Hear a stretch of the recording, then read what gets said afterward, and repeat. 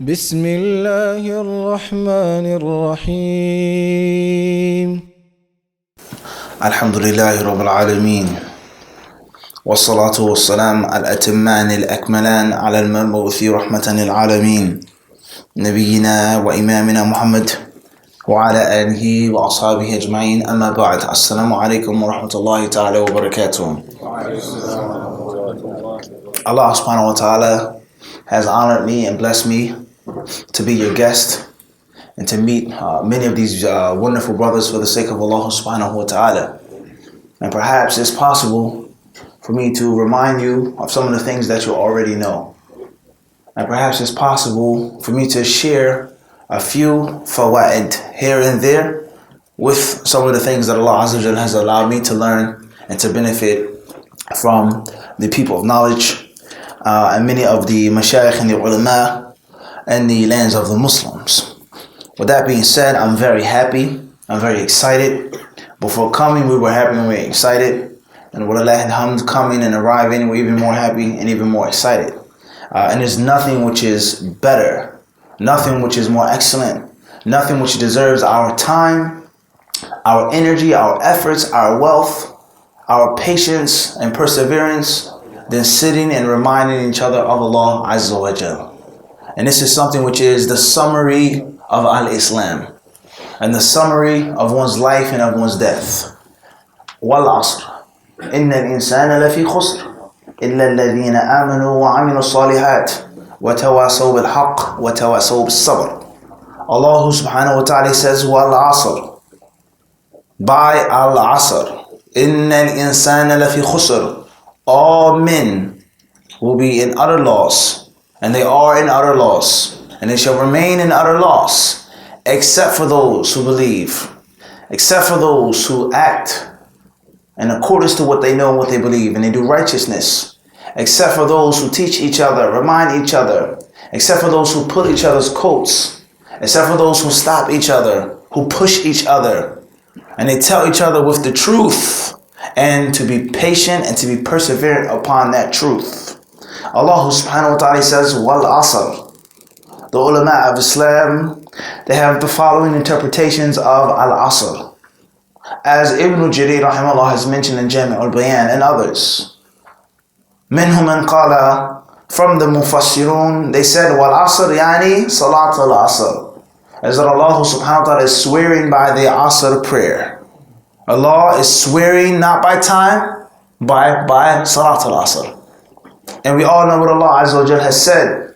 حافظوا على الصلوات والصلاة الوسطى وقوموا لله قانتين. Strictly guard your prayers, Allah says. حافظوا على الصلوات. Don't delay them. Don't forget about them. Don't be occupied. Don't worry about the dunya or yourself or your friends or your family. حافظوا على الصلوات والصلاة الوسطى. And the wusta prayer is salatun min as-salawat. It's a prayer. But Allah, He mentioned it again to show its importance and to show its status.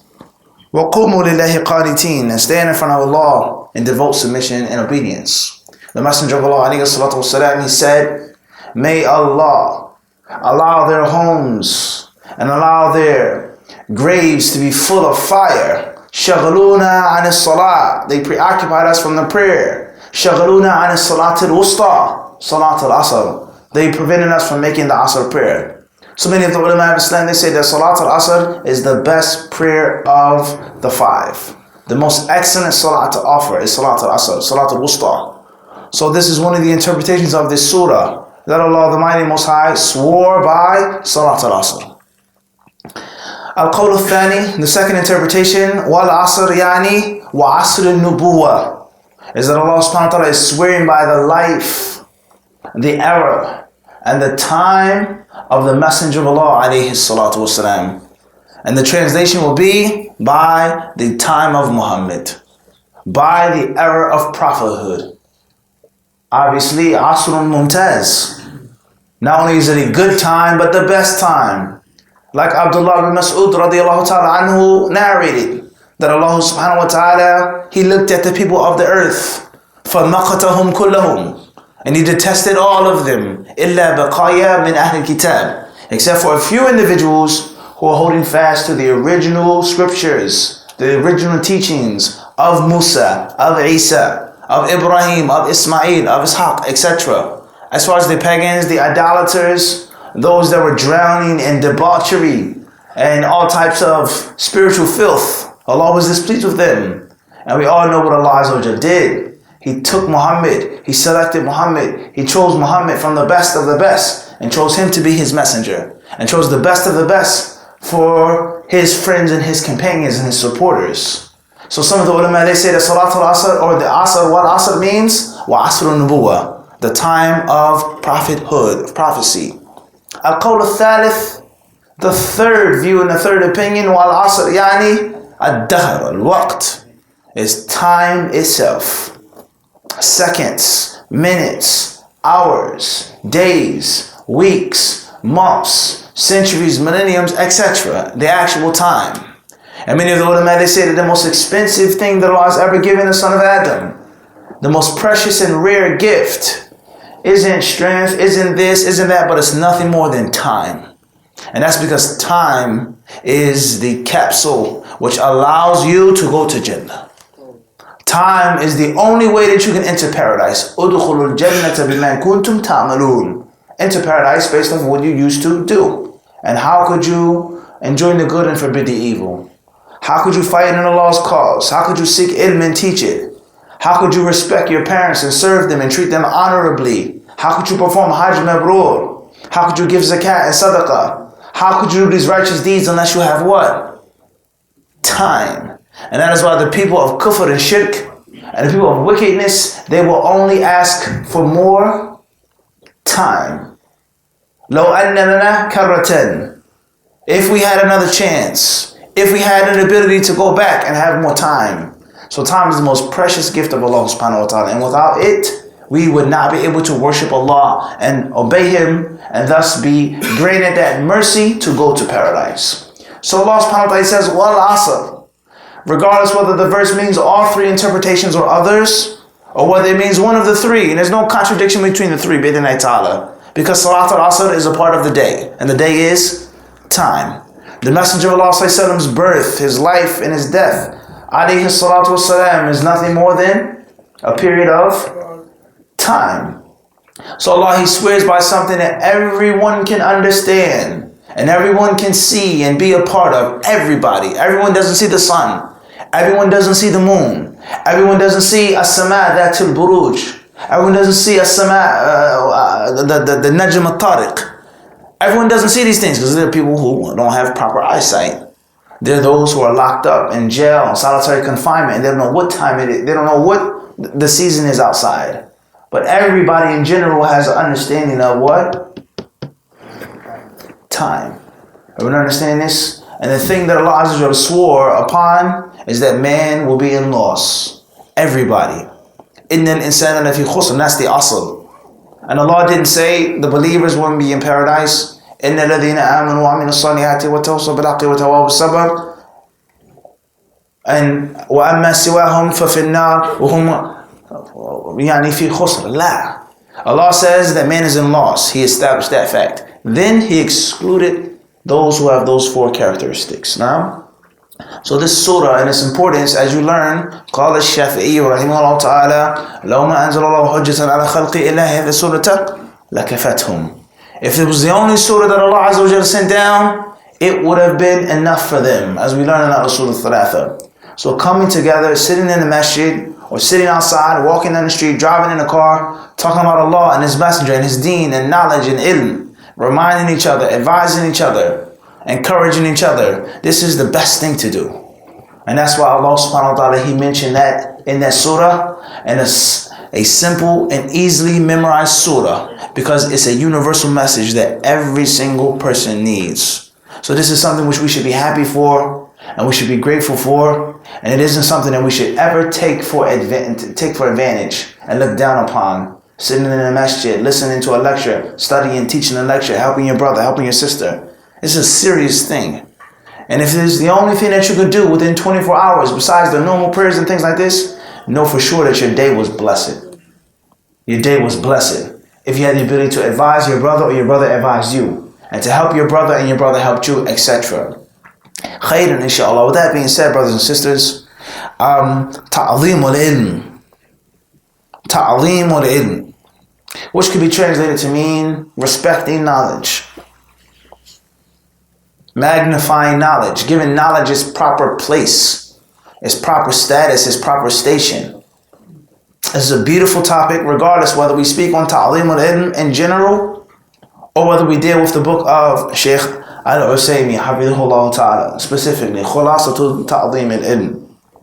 What's important is, I was blessed by Allah to meet the Sheikh in Medina when he would visit the Prophet's masjid, and he would give those dawrat ilmiya mukathafa, in which he would finish a book in a day, in which he would finish 5 or 6 books in 3 days, in which we would run through a list of works in mutun in a week. And there were hundreds and hundreds and hundreds of students sitting in this halaqah, in the chair of our Sheikh Abdul Muhsin Al-Abbad, Hafidhullah Ta'ala. So with that being said, ta'aleem al-ilm, from the actual book, the work here that we have, Sheikh Saleh Al-Usaymi, and the topic in general is something which is very, very important. And there are many manifestations of respecting knowledge, and there are many manifestations of disrespecting knowledge, unfortunately. There are many signs and proofs and evidences that there are certain brothers and sisters, walillahi alhamd, despite what's going on in the world today, and what the people are saying and what the people are upon and doing, they still yu'azimun al-ilm. They respect knowledge and they magnify knowledge. And unfortunately, there are many signs and proofs, many evidences and many manifestations of how we do not respect knowledge, how we don't respect knowledge. And the general rule is that every sign of ta'aleem al-ilm, every way of respecting knowledge, every manifestation of respecting knowledge, the opposite is a sign or way or manifestation of disrespecting knowledge. Just like the concept of al-iman, the proofs and the evidences in the Quran and the Sunnah that deal with ziyadatul iman, increase of iman. Every proof, every ayah, every hadith that shows that iman increases, liyazdadu, for them to increase. وَمَا زَادَهُمْ وَيَزِيدُ اللَّهُ زِدْنَاهُمْ. Every ayah that proves that their iman increases, in contrast, is also a proof that iman does what? Decreases. Everyone understand this? Because that which goes up. Everyone understand this? So with regards to ta'aleem al-ilm, it's a very important topic. And alhamdulillah, over the last couple of days in Birmingham, me and my brothers, my companions, my entourage, we've been driving around and riding around, staying up, waking up early, going from masjid to masjid, markaz to markaz, place to place, speaking about knowledge, how to seek it and how not to seek it, what to do and what not to do. What did the ulama of Islam tell us about seeking ilm? How did the Salaf al-Salih seek ilm? What are some of the things to avoid and stay away from the pitfalls of seeking ilm? Rather, in Toronto, last winter and last spring, we finished the book Awaiq al-Talab of Sheikh Abdul Salam ibn Barjis, rahimahullah ta'ala. A very important book called Awaiq al-Talab. And we translated awaiq not to mean obstacles in the path of seeking knowledge, like the translated version states. But we said pitfalls, and things that will prevent you from seeking ilm, and not just an obstacle. And there's a difference between the two. An obstacle and an actual pitfall. An obstacle will stop you. You can get around it, you can jump over top of it, you can avoid it, you can see it ahead of time. A pitfall is something that you fall into, and in most cases, you stay there and you're not coming back up. Only Allah knows what's in the bottom of the what?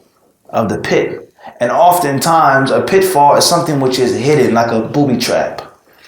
The things that the student of knowledge shouldn't do, but he should avoid. The things that the student of knowledge must stay away from. And obviously the opposite is the opposite. If you shouldn't do it, then it means you should do the opposite.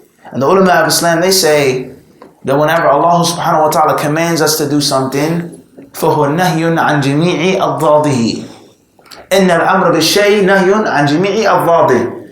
When Allah commands us to do something, it is a prohibition of doing all of its opposites. وَإِنَّ النَّهْيَ عَنِ الشَّيْءِ أَمْرٌ بِضِدِّهِ. And when Allah forbids us from doing a thing, then it is the command to do the opposite.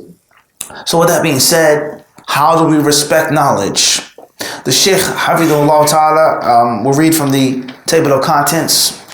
And as we said yesterday in the Wisdom Center, reading from the book of Sheikh Bakr, rahimahullah ta'ala, Mukhtasar Hilyat Talib al-Ilm, one of the most important things to do with the books that you read or have or buy or purchase is to read the introduction and read the table of contents. If I went over your house today, there shouldn't be a book in your library. There shouldn't be a book in your room on your shelf except that you can tell me something about that book.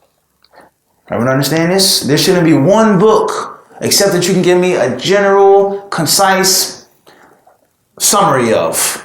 And that is because you read the introduction and you read the table of contents. Did you read the entire book? Did you memorize the entire book? Do you have the time, the ability to do that? Not necessarily.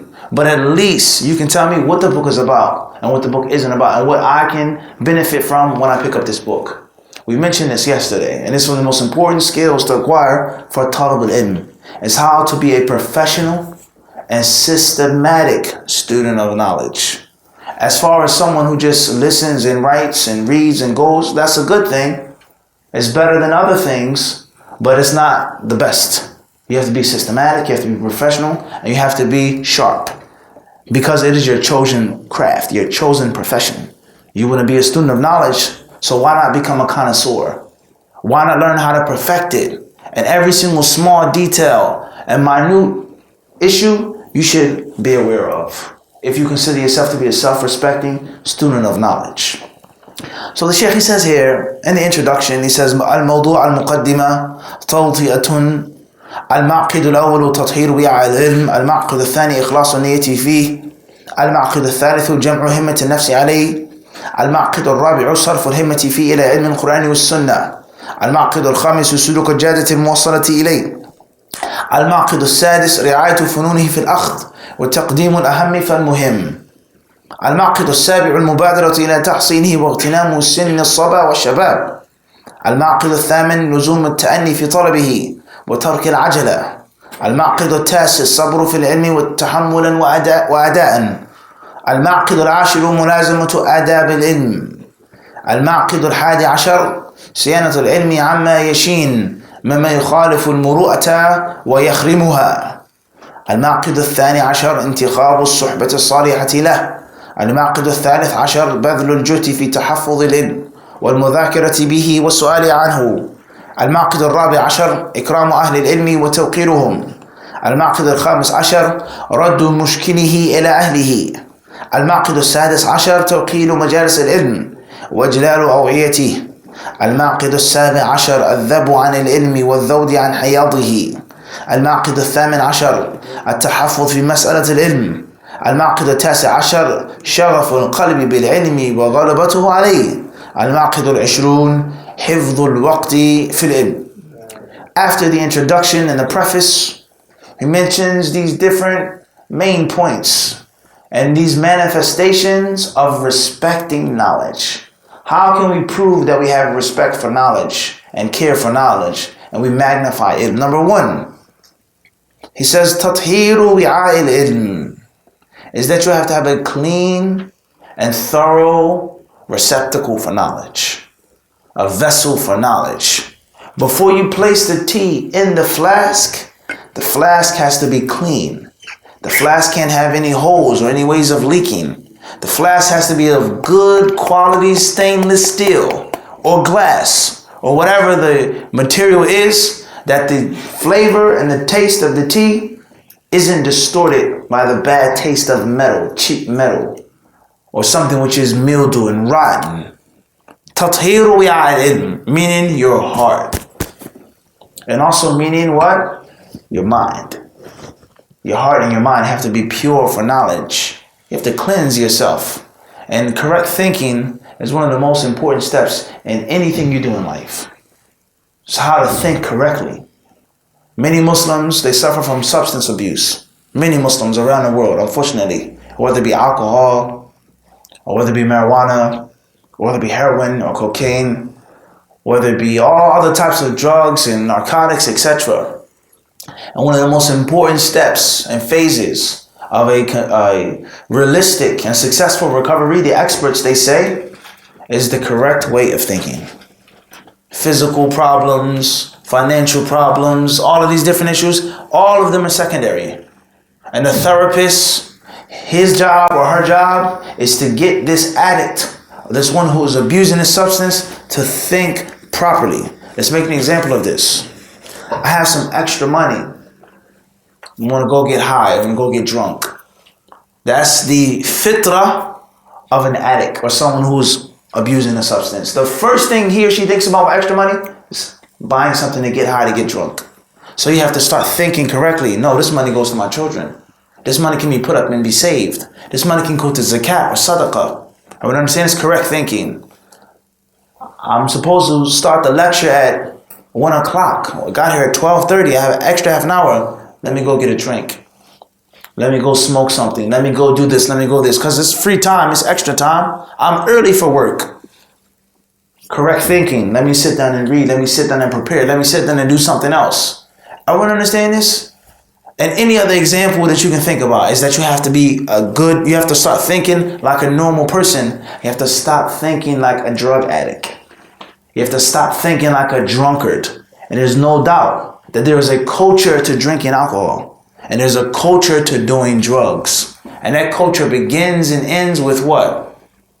How they think. Sit with them, talk with them, and they'll tell you and they explain to you, no, you got it all wrong. We don't even say that. We don't even do that. We do it like this. We go here and do this. We buy it from here. Correct thinking. So for you to be a successful student of knowledge, you have to purify your heart. And for you to be a successful student of knowledge, you have to purify your mind, because these are the places where the ilm, inshallah ta'ala, is going to be contained and held.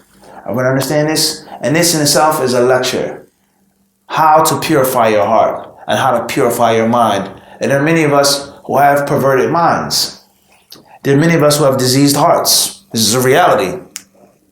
And many of us who refuse to get help and refuse to seek the necessary spiritual therapy of cleansing the heart and also cleansing one's mind. Number 2, he says, ikhlasu niyati fihi, is having a sincere intention, a pure intention, a correct intention. Sincerity for Allah is one thing, and the correct purpose of seeking knowledge is another thing. Who am I seeking knowledge for? I come from a family of doctors. I had a brother tell me once. He was over my house in Medina. And he was a brother we were tutoring and we were mentoring. We would debate with, we would teach him stuff, sit and drink tea in Medina. And he said, Mufti, he says, my entire family, they're all doctors. My mother's a doctor, my father's a doctor, this person's a pediatrician, this is where I come from. He says, do you know how hard it was for me to come to Medina? Do you know how difficult it was for me to be here today? I had to fight my parents and disobey my parents to come study. So what he said. And many brothers who don't make it to Medina or want to go to Medina, the first thing they say is, well, what can I do after I graduate Medina? How can I make money? What career can I have? Because my parents say that I have to have a career. My parents tell me that I have to make money. My parents. So he's seeking knowledge for Allah subhanahu wa ta'ala. Ikhlas. He's not known to show off or to be seen or to be heard. But his purpose of seeking ilm is what? Is incorrect. If you seek knowledge with the intention of just silencing my parents and this actually a worldly career like being a doctor, no, that's wrong. Can you get occupation after seeking knowledge and graduating? Of course you can. Will you starve and live on the streets? No. Is it a job? Yes, it is. When you travel, you're in the airport, they ask you, what is your occupation? And if you put on the slip, the immigration slips, I'm an imam of a masjid, that's an occupation. But the purpose of your seeking ilm is to appease your parents and to show them that I have a formal degree, so Islamic knowledge is okay, just like a worldly degree. That's wrong. You seek knowledge because you have to seek it. You like to seek it. The people need it. And from the things that you get is a degree. From the things that you get is the ability to work as a teacher, work as a principal, work as a doctor, etc. I don't understand the purpose you're trying to get to. It's having the correct intention. That's only half the battle. And after the correct intention, you have to have the correct what? Purpose. Everyone understand this? Moving forward to number 3. Jam'u himmatin nafsi alayhi. He says, is giving all of your attention, all of your focus, unifying your concentration and aspiration to seek ilm. Everything that you have is for ilm. I wake up, think about knowledge. I go to sleep, I think about knowledge. Any free time is knowledge. What I want to do, and this also goes back to what I just said. Those who say, well, I'll come back to America, or I'll come back to UK and I want to work somewhere else because I can't be any member of the masjid. A member of the masjid, yani, they take donations or they're paid through the people, and I don't want to be dependent upon no one. I'd rather have a worldly job, and I'll teach the classes on the side. I'll volunteer to teach on the side. His himma, is it just on ilm right now? No, it's not. He has to wake up thinking about going to work, getting to work on time, the stress of the workplace. When he's leaving work, he's thinking about what? How long of a day it was at work, how stressful of a day it was at work, relaxing, eating, washing up, etc. And after all of that comes the himma of ilm. After all of that comes the aspiration of what? Of ilm. Or the brothers who say, I'm going to go to college first for 3 years. I'm going to graduate from medical school, law school. Then I'm going to go to Medina when I'm 23, when I'm 24. For all of those years, from 18 to 23 to 24, your himma is not what? It's not focused upon what? On ilm. And that is a subtle manifestation of adamu ta'zeem al-ilm. For those who wish to have ta'zeem al-ilm. There's nothing wrong with being a doctor or a lawyer or an engineer. There's nothing wrong with that in Al-Islam. We need those people. And if it wasn't for doctors and lawyers and engineers, we wouldn't be here today. We use electricity. When I get sick, where do I go? To a faqih? Or I go where? Of course, that's not the message. But this class, this lecture, this trip, this tour is specifically geared for who? People who want to be real seekers of knowledge. Everyone understand what we're trying to say here? So ta'zeem al-ilm is of different levels.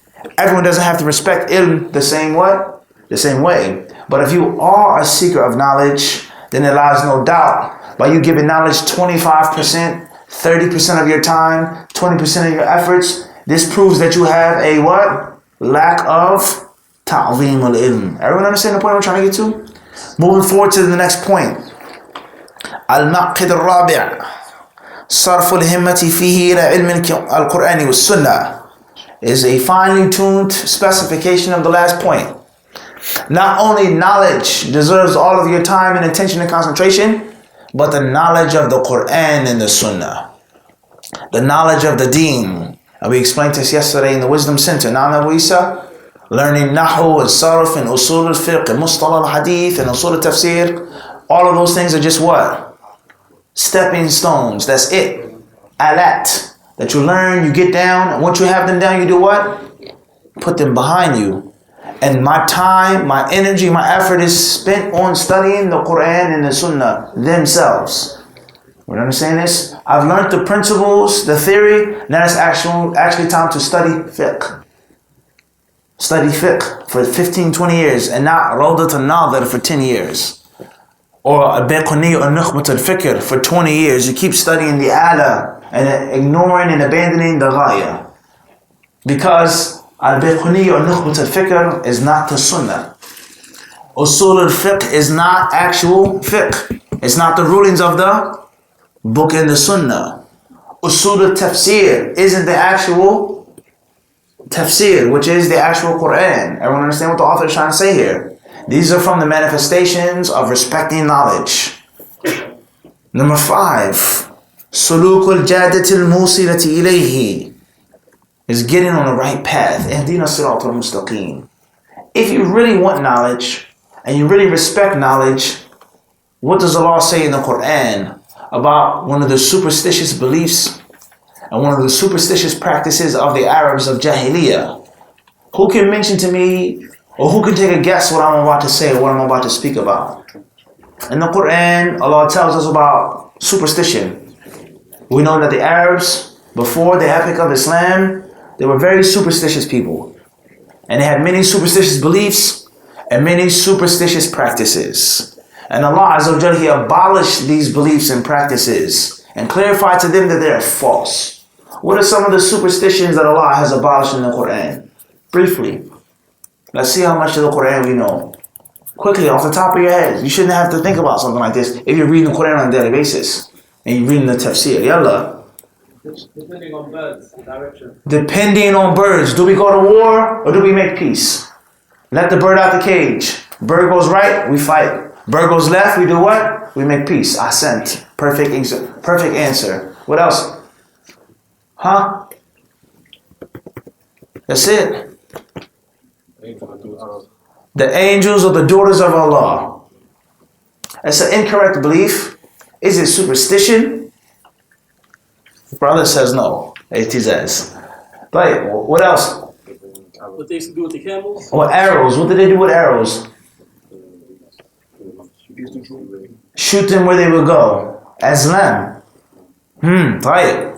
What else? You said about camels, what? What they used to do with the camels? The camels and the cows, what would they do? They would designate them. And This is for Allah. Yeah. These are for these gods. Yeah. Cut its ear, etc. Tayyib. I sent to him. We got 3 so far. None of these things is what I'm talking about yet. Killing their own daughter? Killing their own daughters. Superstition? Bad practice? Of course. Superstitious? Maybe, maybe not. Perhaps 50-50, half-half. Anybody else? There are many, many things in the Quran. We're not reading the tafsir enough, guys. Muhammad. Rain. What about rain? Anybody else? The lunar eclipse. Lunar eclipse. What about it? Obviously, that's like when someone dies. That's in the Sunnah and not necessarily in the Quran. Anybody else? The Najm will fly? What's important is Allah subhanahu wa ta'ala, He mentions a superstitious practice in Surah Al-Baqarah, and that is going in your house, entering your home, leaving your home. Anybody got it yet? Yeah. What's the ayah? See, you know it, but you got to be trained to pull it from your hip. Abu Isa. You understand? Within a moment's what? Notice. Bang. And I'll be back. I'll go home and get it and come back. La. Tayyip, what is it, Abdul Qadir? What does Allah say about this in the Quran Kareem? Even in English, summarize it. And perhaps one of the Hufad of the Quran will finally get the clue. من أول الآية عبد الحق. يلا. ليس البر أن من ولكن كمل كمل لعلكم طيب combine effort جزاكم الله خير أحسنتم. Allah says piety is not for you to enter your houses from behind. However, piety is those who fear Allah, not the false, baseless, superstitious practices. And this is a very important point for the Muslims. Following the Sunnah, loving the Prophet is not this isn't that. But it's what?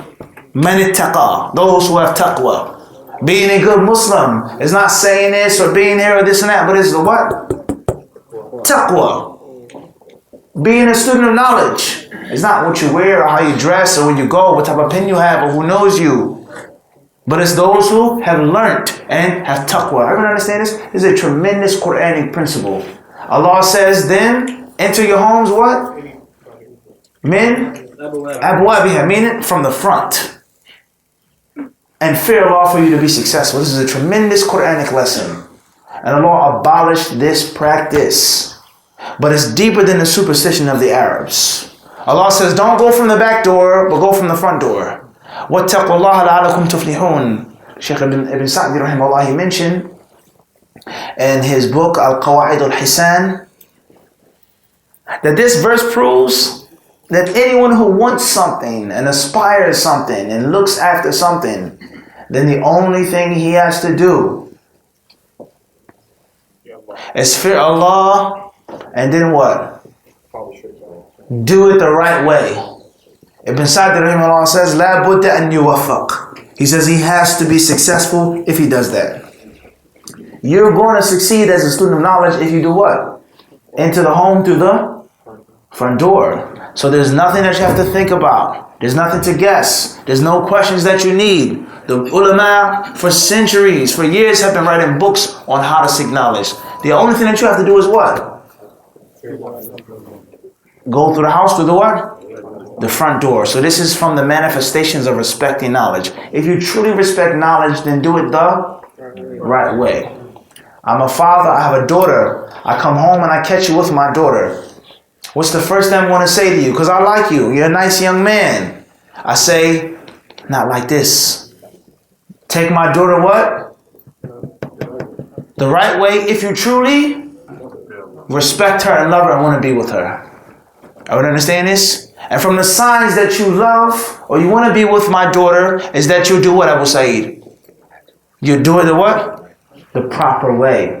Everyone understand this? And that is why the gift that is given to a woman is called as-sadaq.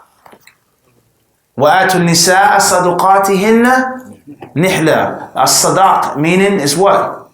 Sidq. Is that you really want to be with her. Everyone understand this? So if we truly respect knowledge and have ta'aleem of ilm, then that means we're going to do what? We're going to seek it in the what? The proper way. As far as here, there, one day like this and like that, all over the place haphazardly, then it proves that we really honestly don't. No, we want knowledge, but we don't what? We really don't have the thorough respect for knowledge. Everyone understand the point I'm getting to or not? For him too? Everybody got this? وَعَلَى هَذَا فَقِسْ. This is a template that you can use for what? 100 other what? Issues. فَاعْتَبِرُوا يَا أُولِي الْأَبْصَارِ. Now use qiyas. Everyone understand this? Take this and use it for what? 50 other issues. I believe we're out of time. Khayr, inshallah. We'll make the event now. I believe what I mentioned is clear. And I think you can understand the rest of the book, inshallah, just based off of that. And Allah subhanahu wa ta'ala surely knows best.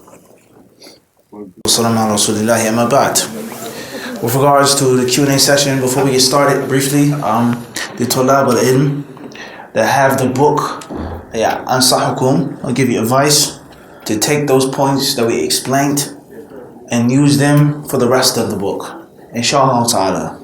And perhaps Allah subhanahu wa ta'ala will bring us together again for us to have the proper time and setup to go through the entire book point by point, inshallah azza wa jal. Khairan? Within that. Sorry if anyone was disappointed or anything like this with regards to the time, arrival, the lack of time, the explanation, etc. Khairan, inshallah. And perhaps one day we'll have the ability to explain it on the channel. And see your copy, please? You don't have the book? I have it on my phone. Okay. What's that? Oh, sorry. I have the book here, but I wanted to see it in print. Jazakallah khairan. Khairan, inshallah. Alright, so let's get started with the Q&A. Bidnillah.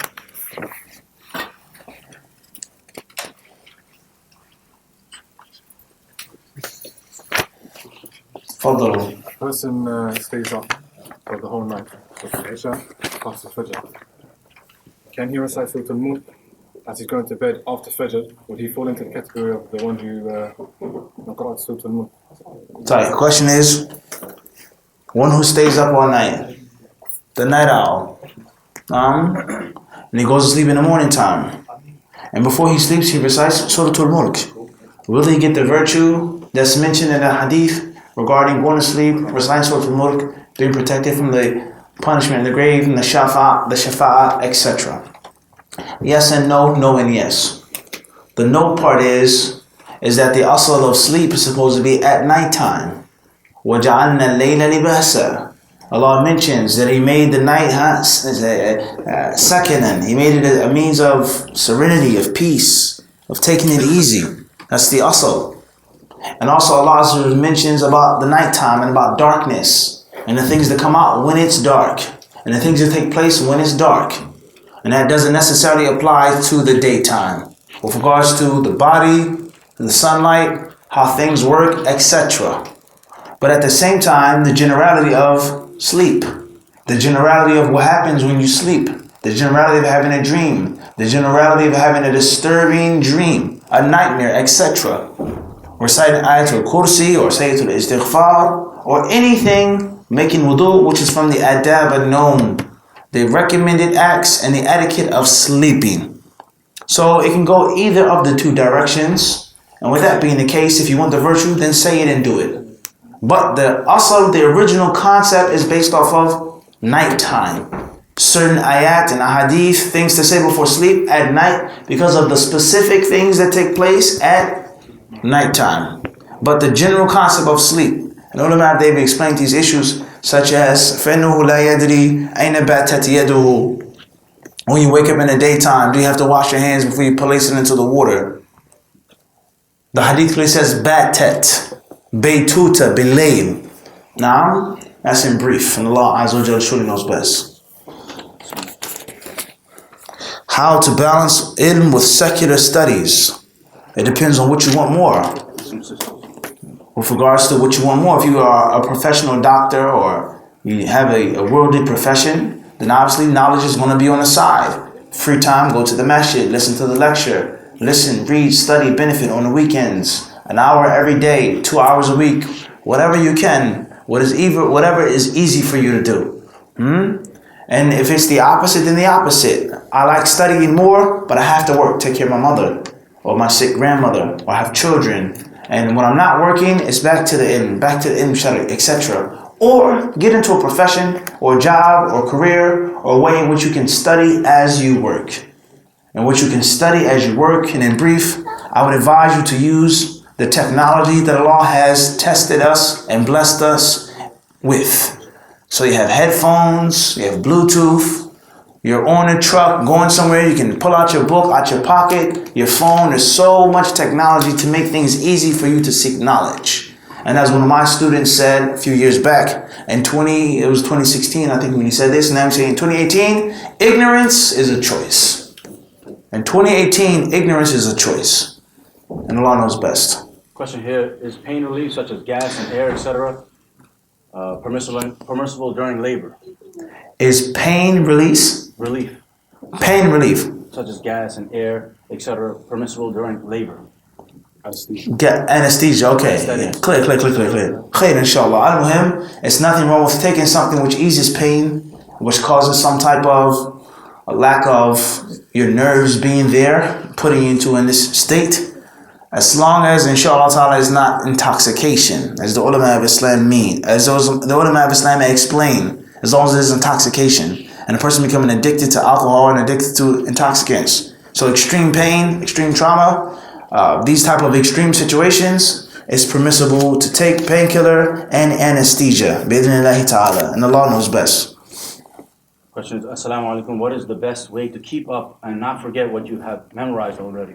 The best way to keep up and not forget what you have memorized already is to make review, is to teach it, to write it down, and keep teaching it over and over again. You hear one hadith, you hear one fa'idah, go through your contacts in your phone, contact everybody that you know and tell them what you learned. The chances of you forgetting that hadith after 20 times, 30 times, 50 times, some of us have hundreds of contacts. We send all types of nonsense and rubbish too, and forward all types of tweets and this and that. This is a reality. So this is one of the ways that you can use technology to make review. Tathbeet, tarsikh, is for you to bolster what you have memorized. Me personally, one of the best ways and easiest ways is to teach it. And not only do you get a reward, not only are you paying zakah, but it's a freebie for review and for revision. And Allah Azza wa Jalla knows best. Assalamu alaikum. What is the best way to... That's everything? Khair, inshallah. What's your opinion on the book Al-Jam' Bayna Sahihayn by Sheikh Yahya Al-Yahya? The opinion of Al-Jam' Bayna Sahihayn, any book that pertains to the Sunnah and its sciences and helps and categorizes and summarizes and merges together is going to be a benefit. Of course, certain books are better than others. Certain books are more thorough than others. But anything that makes the task easier and simpler, you should try to, bi'idhnillahi ta'ala, obtain the book. As far as memorizing the book, to me personally, I was taught in the traditional way of Lulu Marjan. But obviously, Lulu Marjan has its flaws as well. But that's how I was taught and trained to memorize. But there are other books that have a hadith from Sahihain as well. So it's an excellent book along with others as well. But you have to look at what are you trying to get. what's the best thing to do? Memorize the entire Sahih Bukhari, memorize the entire Sahih Muslim, memorize Mukhtasar Sahih Bukhari, or try to combine between the two. It depends on exactly what you're looking for. But the general rule, of course, any book like that is going to be your side. It's going to help out. And it's going to make your road shorter and easier. And Allah Azza wa Jalla knows best. تفضل أخي. Allah hayyikum wa barakallahu fik. If you're in the masjid and you hear the adhan, you have to remain. You can't leave until the salah is completed, unless there's a udhr, of course. Does that apply for the women, or can they leave to pray at home knowing that the salah in the house is better for the women? Question is regarding hearing the adhan in the masjid and not leaving the masjid after one has heard the adhan, illa min udhrin, unless there's an excuse. Question says, I know this applies to men, but does this also apply to women? The Messenger of Allah alayhi salatu wasalam, he says, من جاء منكم الجمعة فليغتسل. He says, whoever comes to Jum'ah has to take a bath. Whoever comes to Jum'ah has to wash up. The ulama of Islam, they say that there is consensus that women do not have to come to Jum'ah. Bil ijma', consensus. However, if a woman does attend the Jum'ah, she is now held responsible of taking the bath just like a man is taking the bath. Even though she originally didn't have to come to Jum'ah. But since she's coming to Jum'ah, she now takes the bath like the what? Man takes the Jum'ah. And Baydillah, perhaps that's the same what? Ruling here. Because she's in the masjid with the intention of praying. As far as if she came to the masjid for a need, a hajah, then that's a different story. That's a what? That's a different story. But if she came to the masjid with the intention of worship, then she has to show the same respect to the adhan in the masjid as a man, just like the issue of the ghusl al-jumu'ah. That's first and foremost. Clear on this? Everyone clear on the rationale that I'm using? You clear or not? You got it? I've got it. That's first and foremost. Secondly is, obviously that's a long discussion with regards to a woman praying in her house and what's best. I'm not trying to open up a can of worms or spread new shubuhat, but we have to think critically now. The hadith that says the prayer of a woman in her home is best for her. لا تمنعوا إماء الله مساجد الله وبيوتهن خير لهن. That part of the hadith, in light of the many other hadith, in which the Prophet ﷺ allowed women in the masjid, allowed women to stay in the masjid, told the men not to prevent their wives from coming to the masjid. إذا استأذنت امرأة أحدكم إلى المسجد فلا يمنعها. So all of those other hadiths, or if not most of them, are in the Sahihain. وهي أحاديث ثابتة صريحة. And that hadith, pray in your house, it's best to pray in your house, etc. Where those hadiths found, whether they're authentic or not. I'm just trying to get you to think critically. I know Noor is making a face at me now, and I know what he's thinking. كيف هذا صح أو شيخ كذا؟ Allah knows best. Next question. Hopefully that's clear, inshallah. Two more questions from the floor, inshallah. تفضل يا أخي. حياك الله نور. الوجه. The face tells it all. Huh? What he said when the cup is full, huh? It's on the face. تفضل. عليكم السلام ورحمة الله وبركاته. What is the ruling on praying Jum'ah at work? Is it better to pray with the Muslims at work or to find a masjid nearby? The question is ruling on praying Jum'ah at work. Is it permissible, or is it best to pray at work or pray at the masjid nearby?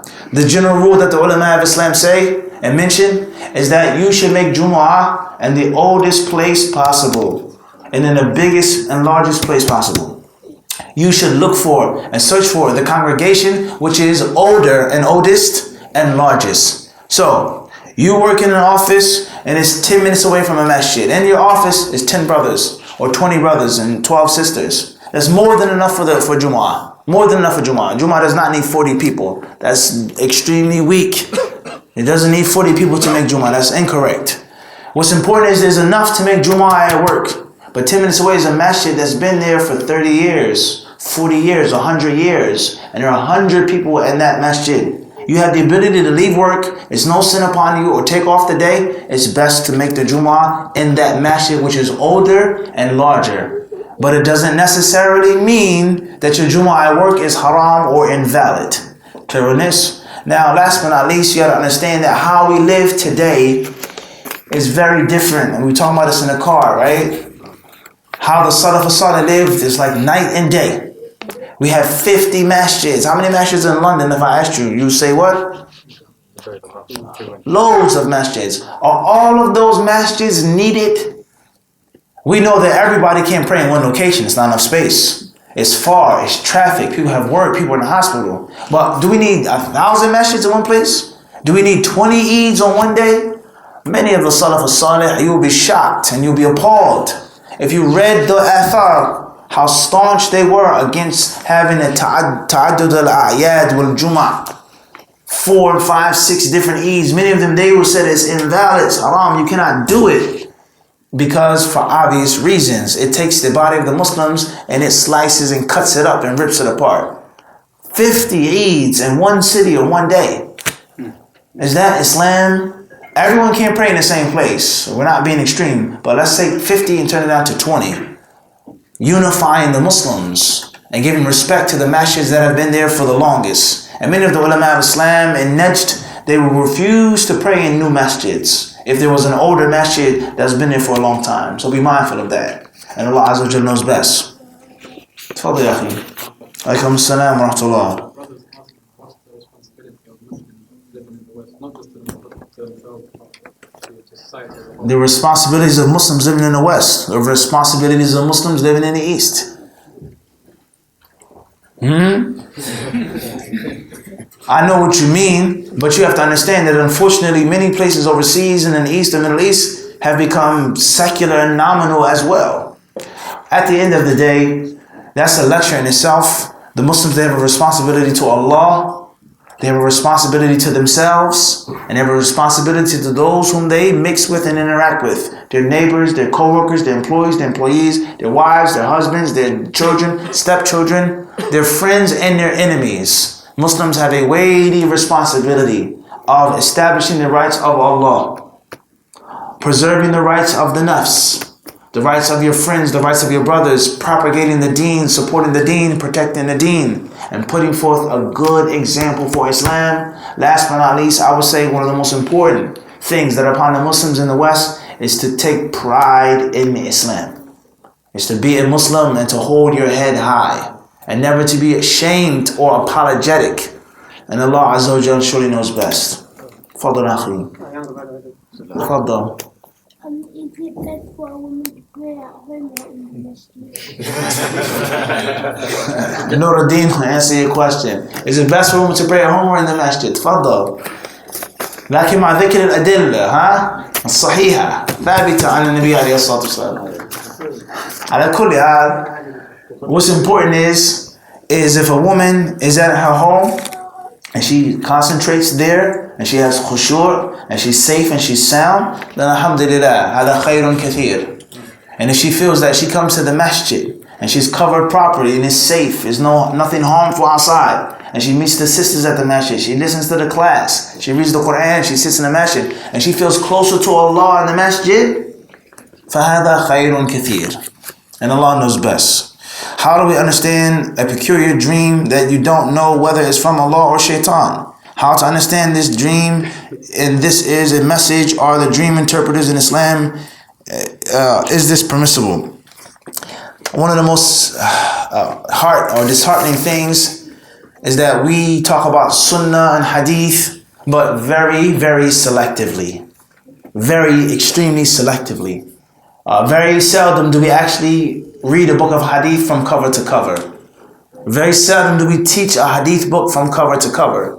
We have a workshop, we have a seminar, we have a translation, we have a telegram, we have this, and we only pick certain parts of Sahih Bukhari or Sahih Muslim. And oftentimes the same chapters over and over again, like said last night, what? Mas'al al-Khufayn. And this is what the brother said. And Mas'al al-Khufayn is extremely important. But the brothers were having a debate about another issue. They couldn't come to a result, they couldn't come to a conclusion. Fulan said, Sheikh Fulan said, it's haram to take interest, the loans, student loans. And then he says, Ma hukm mas'al al-Khufayn. Everyone understand the point? So from the Sunnah, Sahih al-Bukhari, Sahih Muslim, these books is the field of dream interpretation. And this is one of the 8 main points that included in a Sahih or a Jami'. It's not just this, that. No. Interpretation of dreams is a major part of the sunnah. And the Prophet ﷺ himself, he mentioned how dreams are a part of nubuwwah, prophecy. So why are there any classes about dream interpretation? Why are there any lectures about dream interpretation? Why are there any seminars about dream interpretation? And every single one of us sleeps and dreams in general. Something is seriously wrong with our way that we teach and explain the hadiths and the sunnah. And we're leaving major parts of the sunnah out. Everyone understand this? So dream interpretation is permissible, and there are interpreters of dreams. How do you know shaitan, yourself, etc.? Through ilm. Man yuridillahu bi khayrin yufaqihu fi din. How do you know it's from shaitan or is it a real dream from Allah? By knowledge. And every Muslim can learn general basic principles of dream interpretation.